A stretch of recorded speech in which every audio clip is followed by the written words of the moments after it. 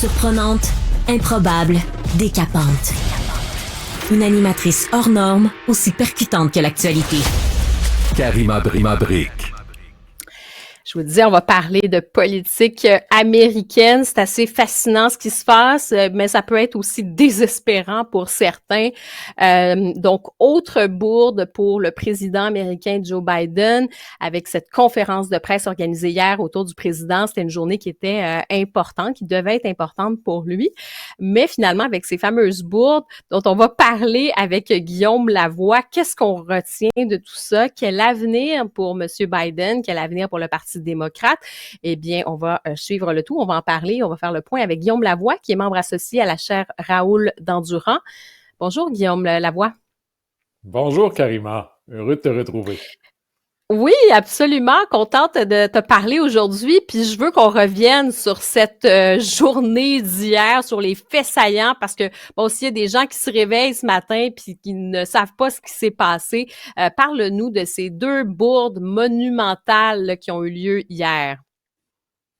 Mais d'abord, il faut dire que cette conférence-là était une conférence de presse importante et il y avait normalement, la grande nouvelle, c'est que c'était le 75e anniversaire de l'OTAN, l'alliance la plus importante de l'histoire du monde, c'est pas rien, et ça a fonctionné. Et en marge de ça, il y avait l'idée que, à moins que vous soyez dans le club des picassiettes, là, les autres pays ont à peu près tous massivement augmenté leurs dépenses militaires. Et pour dire, à Vladimir Poutine, si vous faisiez le pari que l'OTAN et l'Occident sont divisés et pas véritablement engagés dans la cause ukrainienne, oubliez ça, on va vous faire une démonstration d'unité, de résilience. Mais il n'y a rien de ça qui a véritablement été le thème de la conférence de presse, parce que, et là-dessus, la Maison-Blanche avait elle-même augmenté les attentes, nous sommes encore, 2 semaines plus tard, dans, je dirais, les conséquences catastrophiques, néfastes, terrifiantes du débat entre Joe Biden et Donald Trump. Et depuis 2 semaines, il n'y a qu'une chose qui est discutée à Washington, c'est est-ce que Joe Biden devrait s'en aller et laisser la place à quelqu'un d'autre, ou il devrait rester parce qu'on n'a pas de bonne manière de le remplacer, ou il n'y a pas de bon remplaçant disponible ou meilleur que lui. Et là, c'était surréel parce que ça fait 2 semaines que Joe Biden, bon, d'abord, il a pris une semaine là, à pas nous répondre, ce qui a empiré la chose terriblement. Il y a des préoccupations de plus en plus importantes chez les donateurs, chez les poids lourds du parti. De plus en plus d'élus démocrates sortent publiquement pour dire « Vous avez été un président exceptionnel. » Son bilan, quand dans 20 ans, on va regarder le bilan du président Joe Biden, on va se dire « Wow, il en a vraiment fait beaucoup. » là. Mais là, vous n'êtes pas capable là, de nous assurer que vous êtes capable d'être président pour encore 4 ans. Puis, il faut battre Donald Trump, qui lui a promis de déstructurer profondément l'équilibre des forces aux États-Unis. Et tous les sondages nous montrent que ça n'arrivera pas. Donc, retirez-vous au nom de l'intérêt supérieur. Et là, depuis une semaine, Joe Biden dit, et il l'a même écrit, « Je m'en vais nulle part. C'est moi le meilleur pour battre Donald Trump. J'ai du travail à finir. » Et en réponse à ça, on lui dit, et même publiquement, Nancy Pelosi, qui était l'ancienne speaker, donc un poids lourd là, extraordinaire au Parti démocrate, Biden dit, « Je vous ai entendu, je reste, je continue. » La réponse de Mme Pelosi, c'est « Nous allons donner au président le temps de prendre une décision, de prendre sa décision. » Imaginez, vous dites « Non, mais j'ai décidé, là. » Puis là, on vous répond « C'est important que tu aies le temps de prendre ta décision. » Fait que clairement, le message ici à mot couvert, c'est que c'est pas la réponse qu'on veut. Et à chaque fois, là, Joe Biden, qui avait vraiment l'air perdu, puis on se demande pas seulement s'il est capable d'être président pour encore 4 ans, mais s'il peut l'être pour encore 2 mois ou 3 mois. Là, Joe Biden fait des épreuves, des démonstrations de force ou des tentatives de démonstration de force. Son entrevue d'abord avec George Stephanopoulos, l'ancien, peut-être le présentateur le plus important dans le réseau ABC. Et le deuxième, qui était bien, mais c'était pas assez. On s'est inquiété pour rien, c'était juste une mauvaise soirée. Ça continue. Et là, c'est la conférence de presse. Et encore là, Il y en a qui vont dire ça a changé tout. Il y en a qui vont dire Joe Biden a réussi.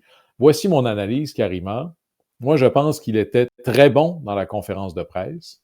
Il a fait quelques lapsus, mais si le lapsus était disqualifiant, je suis pas sûr que je serais capable de me lever le matin, là.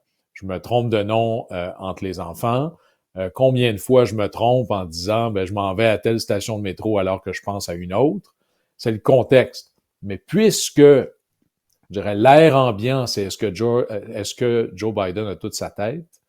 Dès qu'il fait un lapsus, c'est « aha », vous voyez, là. Mais ces lapsus étaient, je vous dirais que hier, sa conférence de presse, c'était sa matière forte. La politique étrangère, la politique de sécurité, le positionnement de l'Occident face à Vladimir Poutine, le soutien à l'Ukraine, c'est les matières fortes de Biden depuis 30 ans, là. Alors moi, j'ai trouvé qu'il a été relativement bon, voire très bon, mais c'est peut-être pas assez, ce qui m'amène à dire, Karima, que je pense que c'est le pire des deux mondes pour les démocrates. Joe Biden a bien fait, mais pas assez pour compenser son extraordinaire échec du débat. Il a bien fait, mais pas assez pour que tous ceux qui disent « M. Biden devriez partir » disent « Bon, mais finalement, là, je suis complètement rassuré.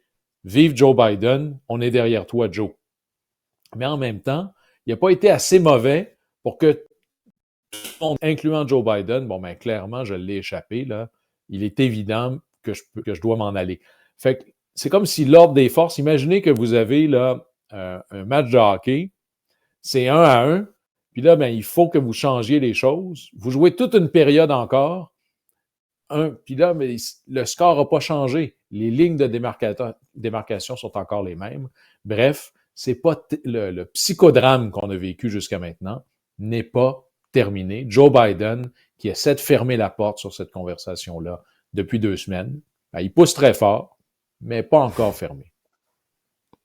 Et on le sait, la communication d'aujourd'hui, ça se passe, c'est-à-dire que là, ce qu'on a retenu effectivement au lendemain de cette conférence de presse, c'est le fait que il a appelé Poutine au lieu d'appeler M. Zelensky et il a appelé Donald Trump au lieu de faire référence donc à Kamala Harris comme vice-présidente. Donc évidemment, ce qui tourne en boucle sur les réseaux sociaux, c'est ça, malheureusement. Et lui dit, je vais rester, mais les donateurs, les membres du Parti démocrate, il y a eu donc quelques sorties, mais est-ce qu'on a l'impression qu'on est vraiment en train de déserter là, la machine Biden puis qu'on le pousse vers la sortie? Il y a une vieille expression qui dit « Si tu défies le roi, manque pas ton coup ». Parce qu'après ça, ça devient ingérable. Et c'est là où les démocrates sont un peu coincés, juste pour se donner des points de repère dans le calendrier, là. L'élection générale est dans 115 jours, à peu près. Rendu à compter ça en nombre de jours, c'est passé bientôt, là. La convention démocrate est dans 40 jours, à plus ou moins une journée. Alors, la marge de manœuvre, elle commence à être très, très, très mince, là. Et Joe Biden sait ça et joue le temps. Et là, c'est un peu comme les Américains ont une expression, le « who blinks first ». Est-ce que c'est ceux qui poussent Biden qui vont gagner? Alors, il faut qu'ils augmentent la pression parce que le temps joue pour Biden, parce qu'il arrivera un moment, le point de non-retour, où là, t'es pogné avec Biden.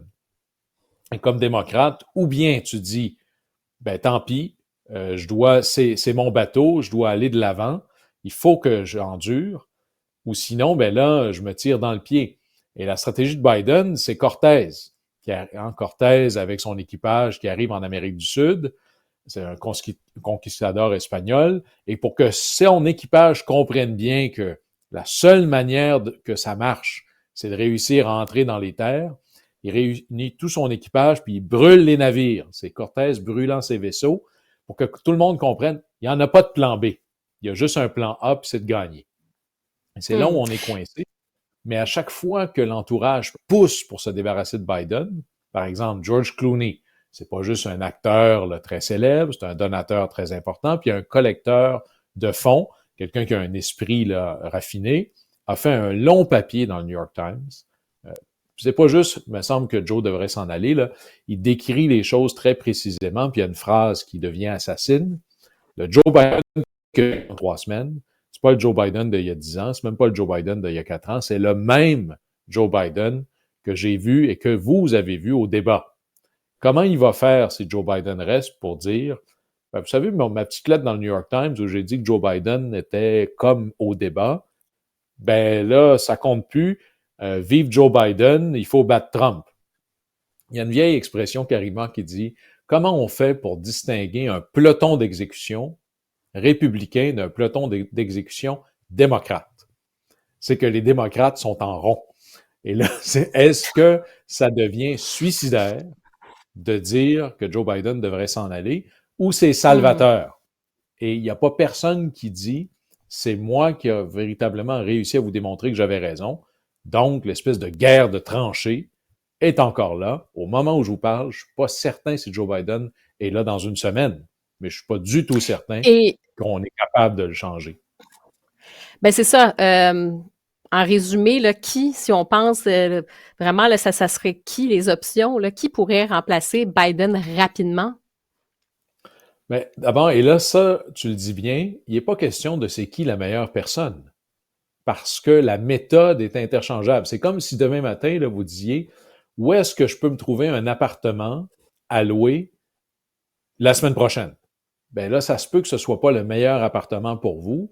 Ça va être celui qui est disponible. Le plus facile à installer, c'est Kamala Harris. C'est loin d'être la meilleure candidate, mais vraiment pas. C'est ça. Le gouverneur de Californie, Gary Newsom, la gouverneure du Michigan, Gretchen Whitmer, sont très intéressants. Le gouverneur de la Pennsylvanie, il y en a d'autres. Mais devenir candidat présidentiel, c'est comme entrer. Vous savez, quand vous allez à l'aéroport, il y a une machine à rayon X, là. Alors, quand vous allez à l'aéroport avec la machine à rayon X et que vous êtes candidat présidentiel, on la met au maximum. Là. Et là, on voit des choses qu'on voyait peut-être pas avant. Qui a été testé comme candidat national? Qui va pas nous arriver avec « Oh, mais là, maintenant que je sais ça, oh, il y avait telle vidéo qui traînait sur vous. » Et c'est là où peut-être le plus près au niveau national, c'est le gouverneur de la Californie.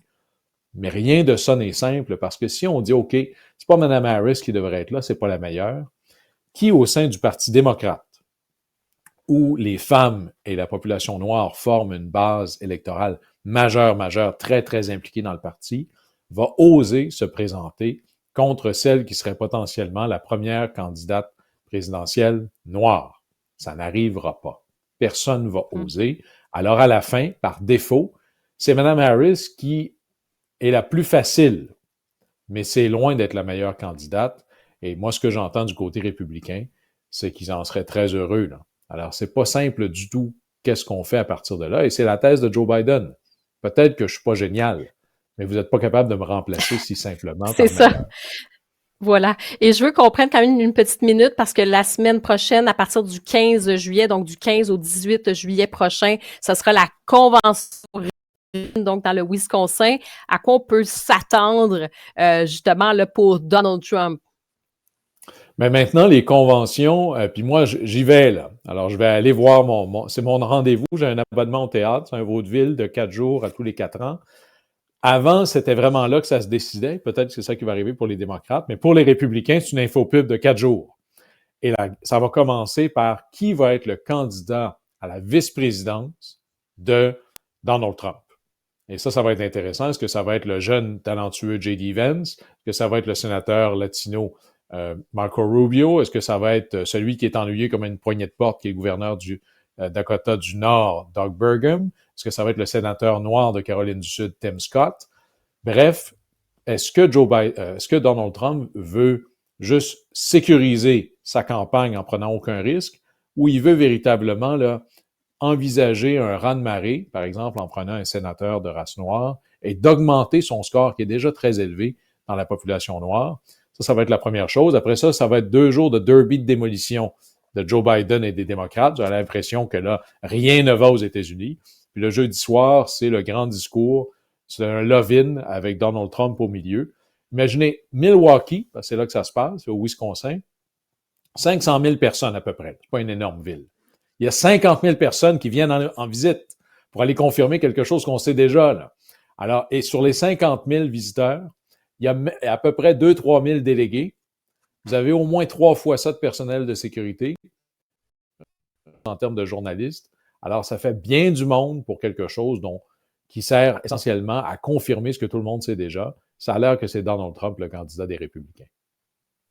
Mais c'est quand même, Guillaume, tout un tour de force pour Donald Trump parce qu'on se dit, malgré toutes les casseroles qu'il a, s'est démêlé avec la justice, malgré justement toutes les offensives aussi là, de la part de ses opposants, finalement, il est là.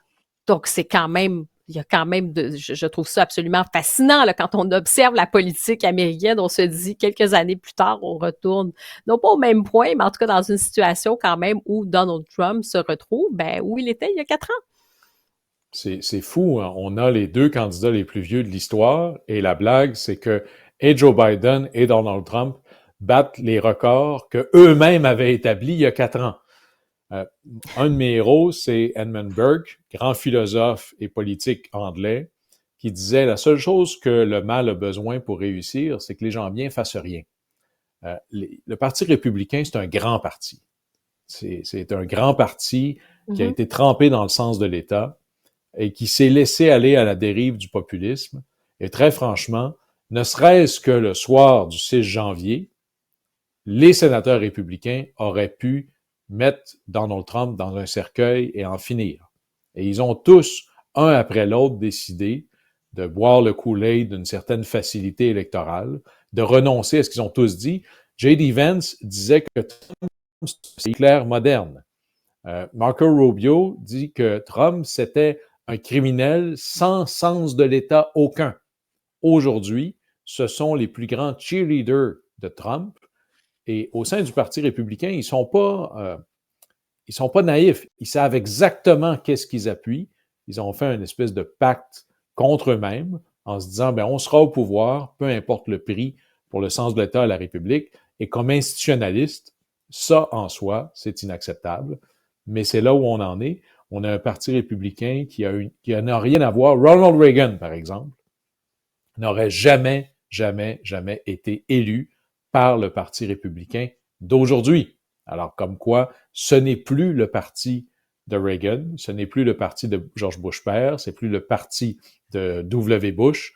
Ce Parti républicain-là est devenu méconnaissable par rapport à ce qu'il a toujours été. Nous sommes dans une ère très particulière où, à force de ne pas répondre à des enjeux vécus par les gens ordinaires, on ne choisit pas en politique celui qui a la meilleure réponse. On choisit en politique celui qui parle des choses qui nous intéressent. Et là, les élites auront à se regarder dans le miroir, à force de dire à des gens de bonne volonté qu'ils ont tort de penser ce qu'ils pensent, quelqu'un de fort mal intentionné, avec une réponse mal adaptée, mais qui touche à leur thème, finit par l'emporter. C'est ce qu'on voit en France, à droite, mais certainement avec une dérive dangereuse à gauche. C'est ce qu'on voit aux États-Unis et ailleurs. Et pour ceux qui regardent ça, justement, qui se disent, est-ce que Donald Trump, quand même, ça serait quoi les pièges qui le guettent malgré tout, parce qu'il n'est quand même pas tiré d'affaire complètement avec ces histoires de justice. Est-ce qu'il y a quand même des menaces qui planent pour lui, qui pourraient lui barrer la route pour les présidentielles, pour la présidentielle américaine? Au plan judiciaire, c'est une autoroute devant lui. Il n'y a absolument rien qui va se passer avec ce que l'on sait là jusqu'à l'élection.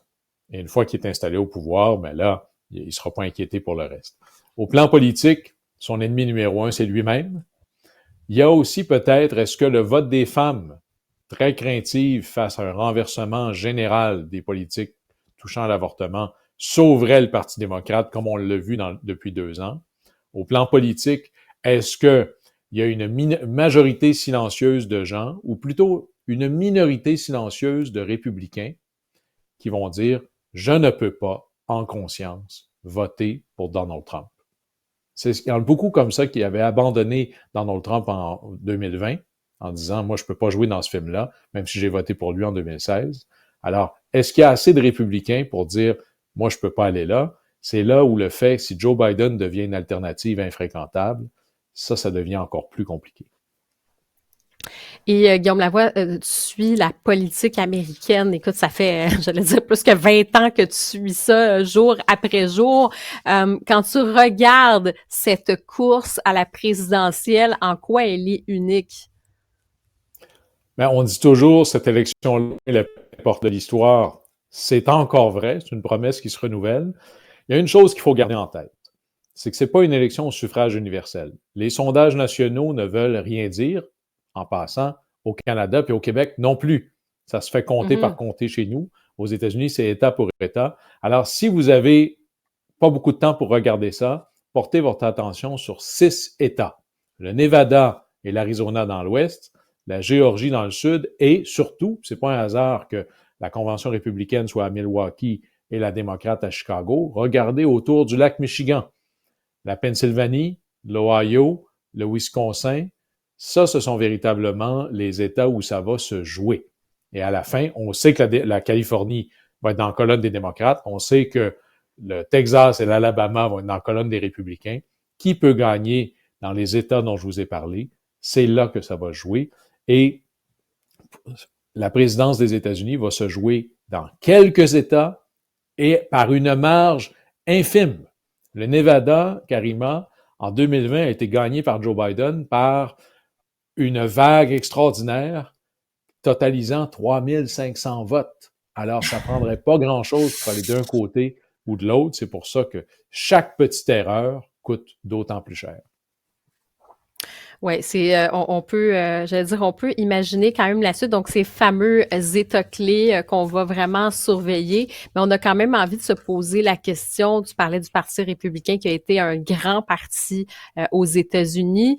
Et aujourd'hui, dans cette ère du Trumpisme, est-ce que le Trumpisme pourrait faire des petits ou ça va être vraiment, si on veut, l'éclipse Donald Trump, ça va être une parenthèse Donald Trump ou c'est vraiment quelque chose qui a infusé puis qui va être là pour durer?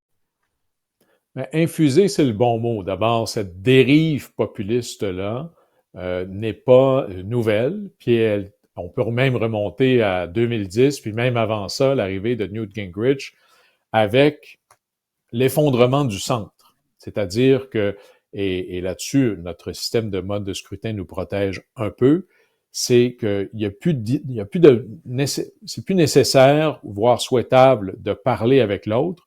Suffit d'exister dans son propre groupe pour démoniser l'autre. La séparation des différents médias, si vous écoutez Fox News, on va vous dire ce que vous voulez entendre quand vous détestez les démocrates. C'est pas plus édifiant à MSNBC, qui est le pendant d'extrême gauche, puis il n'y a plus personne qui écoute CNN. Il n'y a plus d'ordre de « voici les faits, maintenant débattons ». Maintenant, on choisit ces faits. Et ça, mais fondamentalement, c'est cette espèce de retour, parce que c'est comme si on avait mis fin à l'ère, appelons ça Reagan-Clinton. L'effondrement du mur, il y a juste une grande planète commerciale, le libre-échange est quelque chose qui ne peut être contesté, l'immigration, c'est toujours bon, et on ne pouvait même pas débattre de ces choses-là. Les enjeux sur le nationalisme économique, là, je ne parle pas d'un nationalisme économique à la québécoise, je parle plutôt d'une préférence nationale, d'avoir des frontières, d'avoir des tarifs, de subventionner pas l'acheteur, mais le travailleur, de dire pourquoi est-ce que je m'en vais m'impliquer dans des guerres étrangères. Cette préoccupation-là se voit en France, elle est à la genèse de ce qu'on a vu avec le Brexit, elle est à la genèse de ce qu'on voit aux États-Unis, et le fait que ce soit les républicains qui aient décidé de empocher cette mise-là, c'est aussi parce que les démocrates ont abandonné une classe de travailleurs à col bleu, ou en leur disant, si vous avez des doutes sur le libre-échange, vous êtes juste dépassés. Si vous avez des doutes sur l'immigration, vous êtes xénophobe. Alors, à ne pas reconnaître que des enjeux peuvent être légitimes, on finit par amplifier la réponse de dire, je vais prendre autre chose. Maintenant, c'est pas obligé d'être... Le fait qu'on puisse continuer à exister dans l'écosystème, c'est la surspécialisation des médias et de nos groupes sociaux, les Facebook et autres. Combien de fois vous entendez à la suite d'une élection, je connais personne qui ont voté pour eux. C'est normal. Un premier ministre avait dit, 90% des gens sont d'accord avec moi sur ma page Facebook. C'est à la fois lucide, mais très peu avisé. C'est vrai, mais nous vivons dans des écosystèmes qui nous ressemblent. On est de moins en moins exposés à des gens qui sont pas comme nous. On va plus à la messe, où on rencontre nos voisins. On est toujours dans des écosystèmes qui nous ressemblent. Et c'est là où être nation, faire nation, être ensemble, ça devient de plus en plus difficile. Et les écarts entre les gens qui ne pensent pas pareil sont de plus en plus des canyons, ce qui rend la démonisation de l'autre encore plus facile. Et ça, c'est un glissement profond sociétal qui dépasse les États-Unis, peut-être parce qu'il y a plus d'argent dans le mélange, on le voit davantage aux États-Unis, mais regardez votre propre groupe Facebook, vos propres fréquentations sociales, combien de gens là-dedans sont radicalement différents de vous, là. Si vous votez pour le Parti conservateur, vous avez combien d'amis chez QS? Si vous êtes un syndicaliste accoquiné à QS, combien de gens vous fréquentez et respectez qui pensent que François Legault est un génie? La dernière catégorie n'est pas si vaste que ça, mais au général, regardez combien nous nous trouvons de plus en plus entourés de gens qui ne contestent plus notre vue des choses, ce qui rend le point de vue de l'autre de plus en plus éloigné, particulier, on l'imagine minoritaire, presque déviant, et ça, c'est probablement le grand défi de l'Occident et des démocraties libérales au moment où on se parle. Excellent. Ben, je te remercie, Guillaume, parce que je pense qu'on a élargi un peu cette conversation pour comprendre justement pourquoi on en arrive là aussi aux États-Unis. Puis je pense que c'est important de creuser tout ça. Puis tu l'as fait vraiment avec clarté et intelligence comme toujours. Puis en quelques secondes, donc on surveille quoi là, au cours des prochains jours pour Monsieur Biden là, en conclusion? Quoi ne pas regarder, mais est-ce qu'il va y avoir d'autres ténors du Parti démocrate, oui, là, et demain, qui vont dire « J'ai vu hier, comme vous nous avez dit, que vous étiez résolu à vous présenter.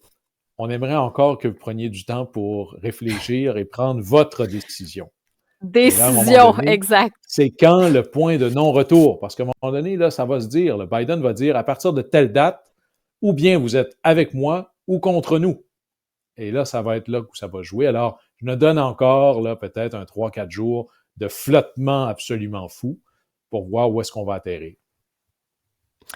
Guillaume Lavoie, membre associé à la chaire Raoul Dandurand, merci beaucoup d'avoir pris le temps ce matin là, pour faire la lumière, faire le point sur ces élections, sur ce qui s'en vient aux États-Unis et la situation qui est quand même là, ce qui nous plonge dans une forme d'incertitude. Guillaume Lavoie, merci. Au plaisir.